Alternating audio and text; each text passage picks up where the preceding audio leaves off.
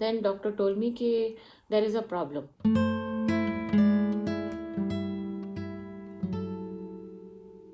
Hello दोस्तों, welcome back to the channel. Hope आप सब बहुत ही अच्छे होंगे। मैं हूँ अभिलाषा और अभी तक मैं अपने प्रेगनेंसी और डिलीवरी के बाद की जर्नी आप लोगों के साथ में शेयर कर रही थी। आप लोगों ने कुछ पिछले पुराने व्लॉग्स देखे होंगे, लेकिन अभी 15-20 दिन से, इनफैक्ट 15 दिन से मैं कुछ भी शेयर नहीं कर पा रही थी। मेरा एक्सपीरियंस यहाँ पर बहुत ही ज़्यादा ख़राब रहा है। मैं आपको बताती हूँ शुरू से क्या प्रॉब्लम हुई थी। तो मेरा सी सेक्शन हुआ था and I have delivered a baby girl, और आप लोगों ने बहुत सारे विशेस दिए थे, थैंक यू सो मच। बहुत सारे ब्लेसिंग्स दिए थे बेबी के लिए, उसके लिए भी बहुत बहुत थैंक यू। स्टार्टिंग के जो 1-1.5 हफ्ते का टाइम था ना मेरे ऑपरेशन के बाद में, यानी सी सेक्शन के बाद में, इट वॉज ऑल गुड। सब कुछ सही चल रहा था। हम घर आ गए, घर पे थोड़ा सा सेटल हो गए हॉस्पिटल से। I was there for 3 days in the hospital. Everything was going on smooth. 1-1.5 हफ्ते मेरा बहुत अच्छा गया। मुझे लग रहा था कि मैं बहुत अच्छे से हील हो रही हूँ। इनफैक्ट मुंबई में जब भी मेरा बड़ा बेटा हुआ था, माय फर्स्ट डिलीवरी मुंबई में हुई थी, वो भी सी सेक्शन ही हुआ था। तो उसमें मुझे 2-2.5 हफ्ते लगे थे। इस वाली डिलीवरी के बाद में ना मुझे इनिशियली बिल्कुल पेन नहीं था। तो मुझे लगा था शायद यूएस में डिलीवरी हुई है तो मे बी बहुत जल्दी मैं हील हो जाऊंगी एंड ऑल दैट। पर ऐसा बोलते हैं ना, खुद को खुद की ही नज़र लग जाती है, तो मेरे साथ में वही हुआ। अभी जो मैं हंस रही हूँ ना, उस टाइम पर 2 हफ्ते के लिए I literally cried every day. मेरे साथ में बहुत ही ज़्यादा गड़बड़ हो गई थी। तो 1-1.5 हफ्ते के बाद में सडनली मुझे एक शाम को ना पेन होना शुरू हो गया मेरे स्टिचेस में। तो मुझे लगा शायद मॉइस्चर की वजह से होता है। कभी कभी ऐसा होता है, वहाँ पे मॉइस्चर आ जाए तो थोड़ी जलन होने लगती है।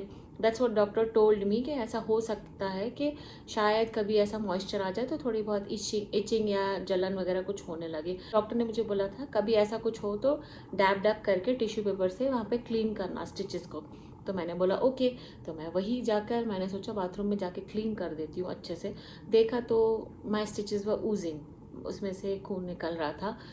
और इमेजिन करिए अभी उस टाइम पर मेरी क्या हालत हुई होगी। इतना बड़ा ऑपरेशन, इतनी बड़ी सर्जरी होती है एंड सडनली स्टिचेस में से खून आना शुरू हो जाता है। यहाँ मुझे एंटीबायोटिक्स नहीं दी स्टार्टिंग से। अच्छा, मुंबई में जब मेरी फर्स्ट डिलीवरी हुई थी तो मुझे डे 1 से, इनफैक्ट हॉस्पिटल में ही मुझे दवाइयाँ दे रहे थे ड्रिप के थ्रू। उसमें ही एंटीबायोटिक देनी शुरू कर दी थी। यहाँ पर ऐसा कुछ नहीं हुआ। यहाँ पर मैंने इनफैक्ट डॉक्टर से पूछा भी था कि मुझे एंटीबायोटिक नहीं मिलेगी क्या। She said it is not required. मैंने बोला ओके, मे बी यहाँ का मेडिकल सिस्टम डिफरेंट है, एंटीबायोटिक्स इजीली देते नहीं हैं। तो उस दिन सैटरडे की अराउंड रात थी, मतलब 10-10:30 था, तब मुझे ऐसा पेन होना शुरू हुआ। तो मैंने सोचा जाके मैं चेक करती हूँ। देखा तो उसमें से खून निकल रहा था। आई वॉज रियली शॉक्ड कि ये हो क्या गया अचानक से। और मुझे पता नहीं कि घबराहट से होने लगी। I don't know why. एक तो ये हो सकता है हार्मोनल डिसबैलेंस बहुत होता है इस टाइम पर आफ्टर डिलीवरी। तो मैं वैसे ही बहुत ज़्यादा, मुझे मतलब मूड स्विंग्स हो रहे थे। तो मुझे अचानक से ना बहुत ज़्यादा ऐसा डर सा लगने लगा कि पता नहीं क्या हो रहा है मेरे साथ में। तो उस टाइम पे तो मैं कॉल नहीं कर सकती थी क्योंकि क्लिनिक ऑलरेडी बंद हो चुका था। तो और वैसे भी वीकेंड पे यहाँ पर अर्जेंट केयर ही होता है जहाँ पर आप डायरेक्टली जा सकते हैं। बाकी यहाँ पे जो रेगुलर क्लिनिक्स वगैरह होते हैं, हॉस्पिटल्स होते हैं, वो बंद होते हैं। तो फिर नेक्स्ट मॉर्निंग मैंने सोचा मैं नेक्स्ट मॉर्निंग कॉल करके तो देखूँ एटलीस्ट उस नंबर पे, क्योंकि जब भी प्रेगनेंसी के टाइम पर मुझे बताया गया था कि अगर कोई इमरजेंसी हो तो डायरेक्टली इस नंबर पे ही कॉल करना। सो मैंने नेक्स्ट मॉर्निंग कॉल किया तो जो हॉस्पिटल है वो तो बंद था, लेकिन ऑन कॉल नर्स के पास में कॉल गया। अभी ऑन कॉल नर्स कहाँ बैठी है पता नहीं, बट हाँ वो लोग ऑन कॉल रहते हैं, तो उसके पास में कॉल गया। तो मैंने अपनी सारी हिस्ट्री उसको बताई।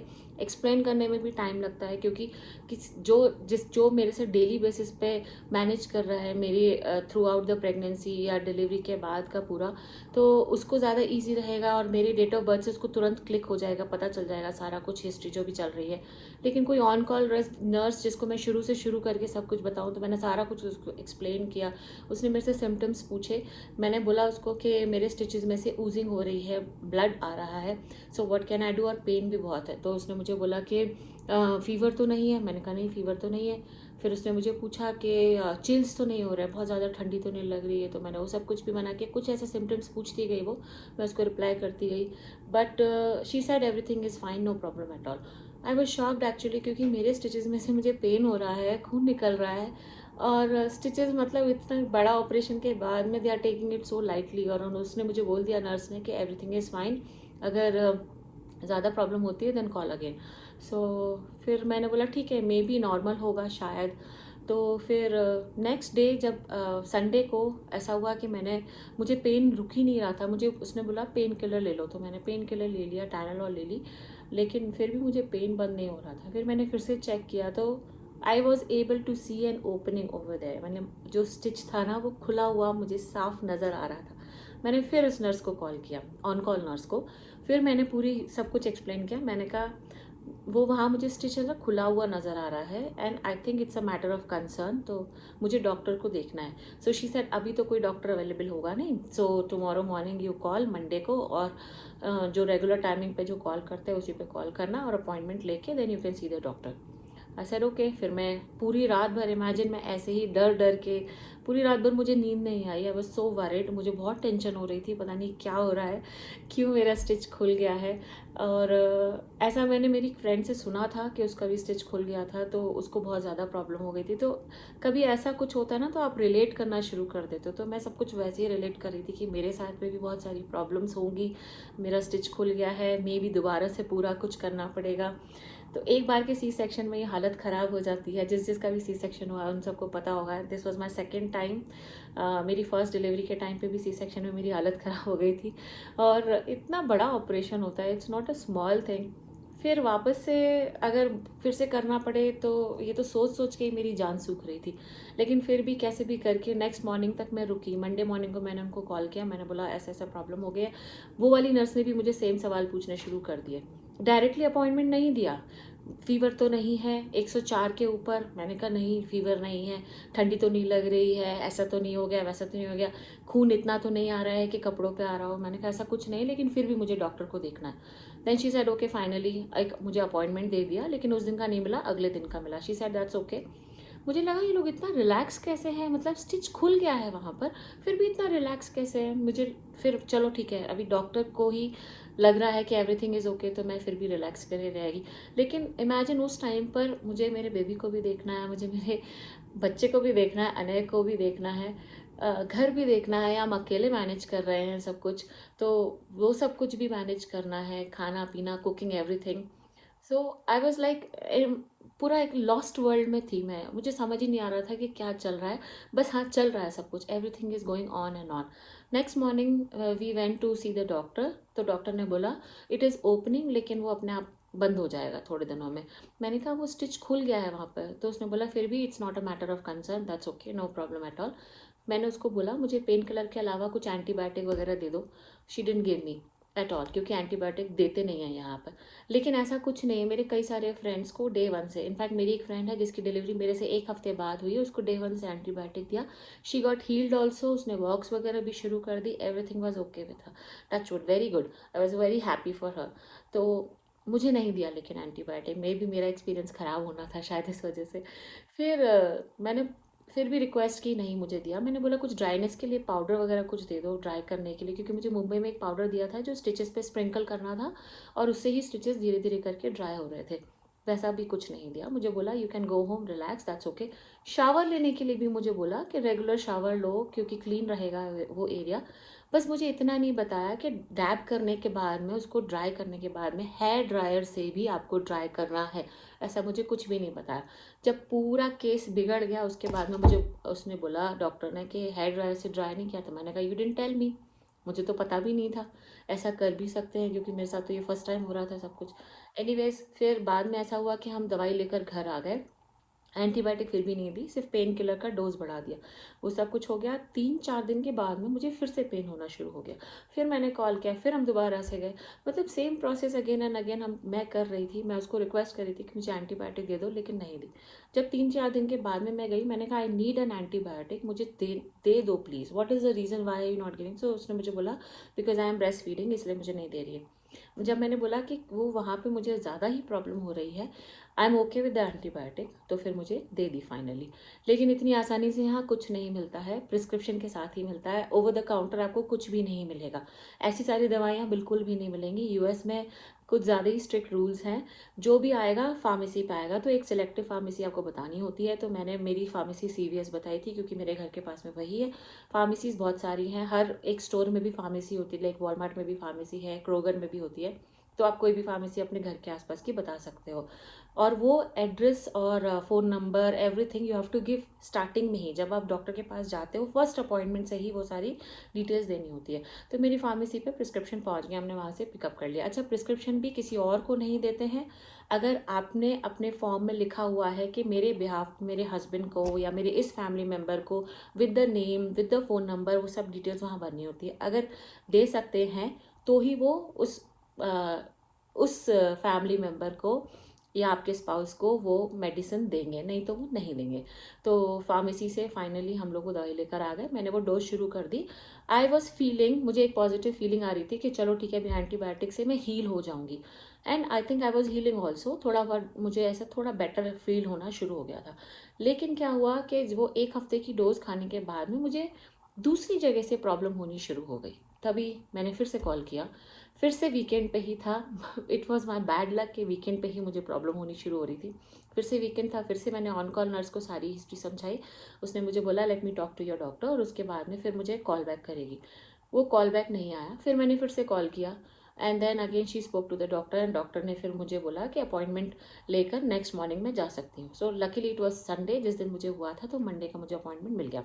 मंडे को मैं वहाँ गई, देन डॉक्टर टोल्ड मी कि देर इज़ अ प्रॉब्लम, क्योंकि जो स्टिच में हीलिंग हो रही थी एंटीबायोटिक से, उसके पास वाला स्टिच यानी कि 2 स्टिच छोड़कर वहाँ पे प्रॉब्लम होनी शुरू हो गई थी। तो उसने बोला अंदर फ्लूइड है, ये सब कुछ कट करके दोबारा से करना पड़ेगा।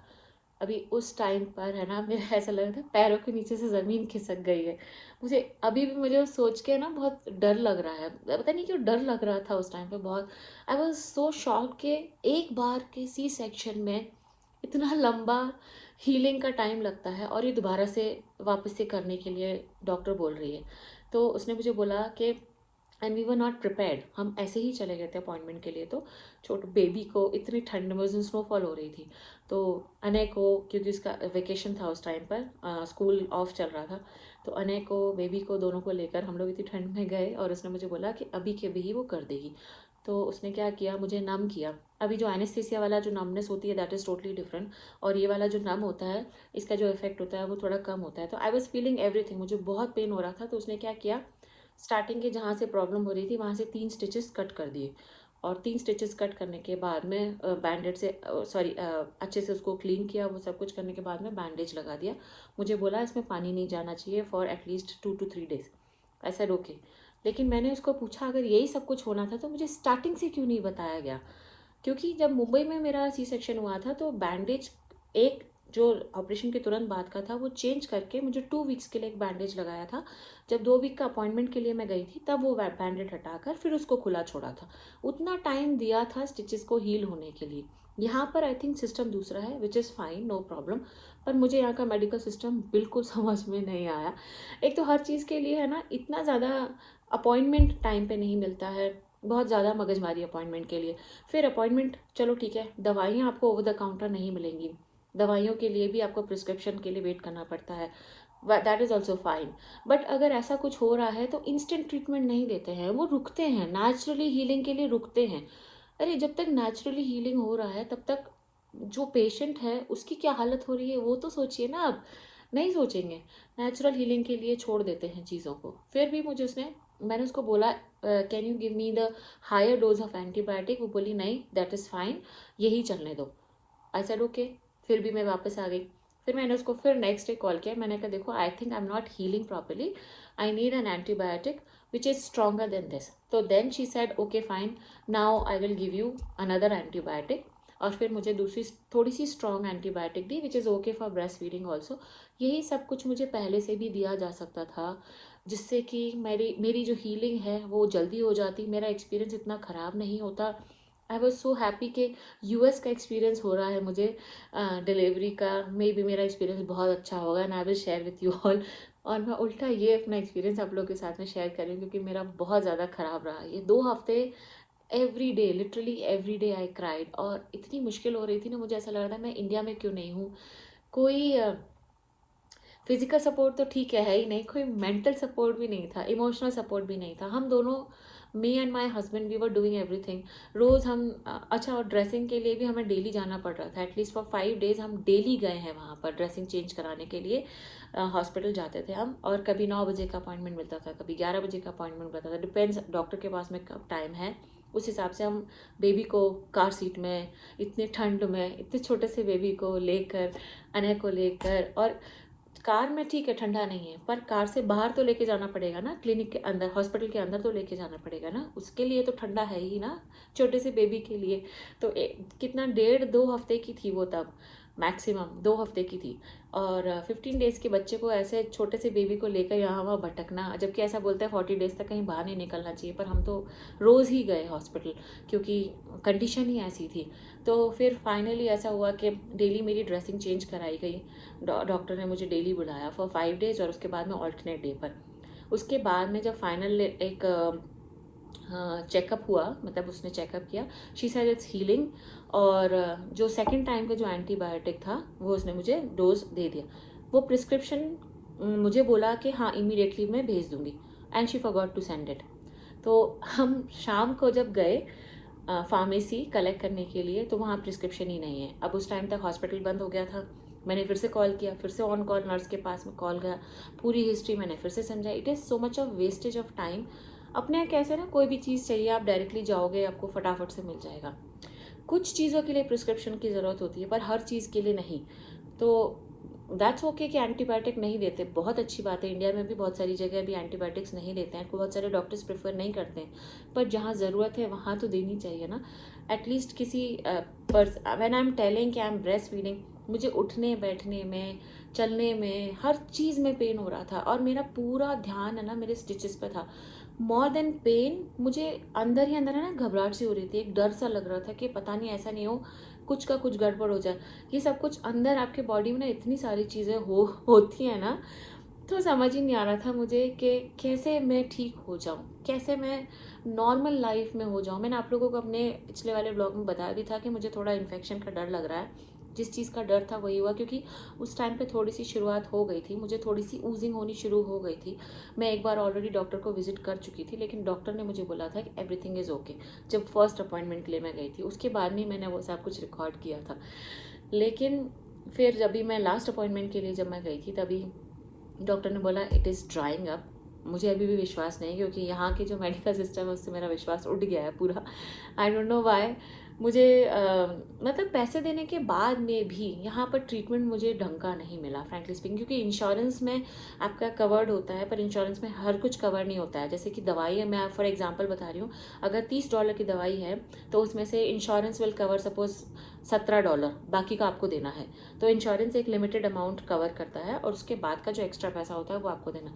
पैसा देने के बाद में भी दवाई नहीं मिलती है, कई बार प्रिस्क्रिप्शन के लिए भटकते रहो। आई डोंट नो, मेरा एक्सपीरियंस तो ऐसा ही रहा है, बाकी लोगों का I don't know, may be doctor पे डिपेंड करता होगा। समहाउ इस डॉक्टर के रिव्यूज़ बहुत अच्छे हैं, बहुत ही ज़्यादा अच्छे हैं, so we went to this doctor, but मेरा एक्सपीरियंस ख़राब रहा। मे बी मैं एक्सेप्शनल केस रही होंगी इसके लिए भी, या जो भी हो, बट समहाउ मेरा ये एक्सपीरियंस ही सेक्शन का यहाँ पर उतना अच्छा नहीं रहा। My experience was horrible, I would say. And now I think I am healing, this is what I am thinking. मुझे अभी भी पेन रहता है कभी कभी, अभी भी मुझे ऐसा स्टिचेस में ऐसा पुलिंग अपार्ट वाली फीलिंग रहती है, खिंचाव टाइप का। So I think I am healing. Maybe थोड़ा टाइम लगेगा, और 2-3 हफ्ते और लगेंगे। ज़्यादा मुझे वॉक करने का मन नहीं करता, पर डॉक्टर ने मुझे बुलाया स्टार्ट वॉकिंग, पर अभी डेली सा स्नोफॉल हो रहा है, कहाँ वॉक करूँ। तो मैं घर में ही जितना होता है मैं उतना एक्टिव रहती हूँ। In fact she told me starting में ही, जब भी मेरे स्टिचेस हुए थे, मुझे बोल दिया था 1 हफ्ते बाद ही वॉक करो, you can go for just don't lift anything heavy, लेकिन वॉक करो, ड्राइव करो। मैंने ही नहीं किया, अच्छा वो मैंने नहीं किया, नहीं तो शायद और भी बुरी कंडीशन हो जाती। एनीवेज बस यही थी मेरी कहानी, इसलिए मैं कुछ भी नहीं रिकॉर्ड कर रही थी। एंड 15 दिन मेरे बहुत ज़्यादा बुरे गए, बहुत बहुत बहुत ज़्यादा बुरे गए। I can't even stress enough on these things, कि उस टाइम पर ऐसा लग रहा था मुझे यहाँ से जाना है मुझे इंडिया जाना है। And I was just feeling so bad कि मेरे साथ ऐसा पता नहीं क्यों हुआ। उस टाइम पे मतलब आई was not in my good state of mind. आने पे भी गुस्सा हो रही थी, हमेशा फ्रस्ट्रेशन में थी, and I was not able to take care of the baby also well. तो somehow मेरा एक्सपीरियंस ज़्यादा अच्छा नहीं रहा। एनीवेज अब मैं आगे आप लोगों के साथ मैं शेयर करती रहूँगी, और आई होप जो भी यहाँ पे लोग हैं ना अपना सी सेक्शन के लिए वेट कर रहे हो, आई होप मैंने आप लोगों को डराया नहीं होगा, क्योंकि हर किसी का एक्सपीरियंस ख़राब नहीं होता, किसी किसी का हो जाता है। मेरे साथ में भी ख़राब हो गया एक्सपीरियंस, इसका मतलब ये नहीं हर किसी का होगा। All the best for your delivery. जो लोग भी वेट कर रहे हैं अपने बेबीज़ को डिलीवर करने के लिए, best wishes for you, and I will meet you soon in the next vlog. Till then, please, bye bye. Take care.